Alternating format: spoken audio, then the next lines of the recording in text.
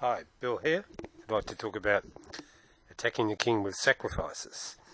So in this position, White's bishop is guarding the king's escape. White opens up the king with a rook sacrifice, king takes, and we have queen h5 mate. So this time, Black has moved the h-pawn forward. Maybe he did it to attack a bishop or knight. Maybe he did it because he's worried about White moving to g5. So we've got two bishops pointing to squares near the king. The bishop and queen are lined up on the h-pawn. So White sacrifices his bishop, gets 2 pawns for it, and this king is very open. The queen attacks every single square adjacent to the king, and the queen and the bishop combine to threaten mate on h7. Now if the rook moves, then we'll find that White has a checkmate. Okay, so here the knight's on a strong attacking square, attacking the pawn right in front of the king. The bishop takes the pawn takes back, and now we have checkmate if we can get the queen to here. So we move the queen to g4, and we get the queen to g7 mate. So when we take on h6, we do open up the g file. We've got two bishops pointing towards the king, so sacrifice the bishop, pawn takes, queen comes in and threatens mate on f5. It's quite dangerous, but also a good move was queen check, king across, queen takes pawn. Okay, so now Black's just moved the pawn up one square. White can sacrifice the bishop for 2 pawns, the king's wide open. White has perpetual check if you wanted to draw. If you had a rook available, you could get a rook to the h file, and that would be mate.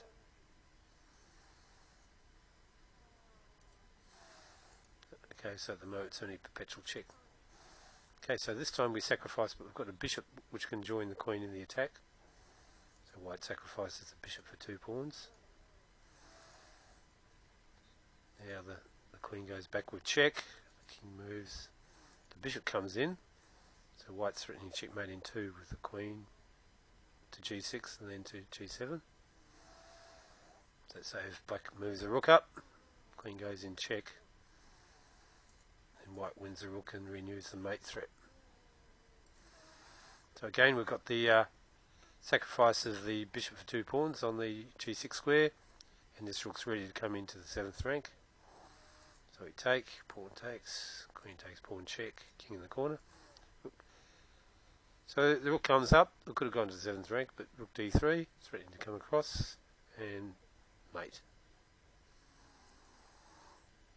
Okay, here's a fairly common situation where Black's got a rook defending his back rank. He's got the pawns in front of the king. He's got a knight in front of the king.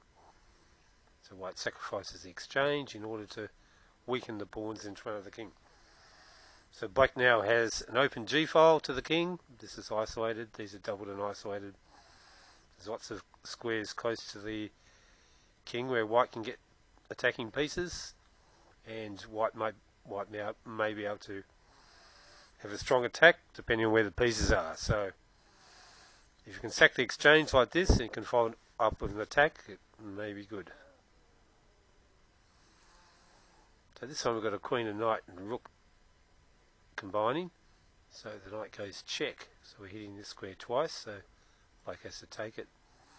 Rook goes to the newly opened file, king in the corner, and mate. So now Black has a fan shadow bishop in front of the king. You could swap it off and weaken the black squares, but there's a fancy move here. Knight goes in, threatening the bishop. Pawn takes the knight. Queen moves in, pinning the bishop to the king, and we're going to mate. So again, this is the exchange sack. Exchange sack a bishop. Look for bishop. Here's an exchange sack on a different square, but you have a similar situation. Black king's been opened up quite a lot. Often sacrificing a rook for a bishop will net you the 2 bishops, which can be a plus. Sometimes you sack the rook for a fan-shadow bishop. That may leave the king quite weak, depending on where the white pieces are. So that was just a quick look at some of the sacrifices that can help to attack the king. Thank you for watching.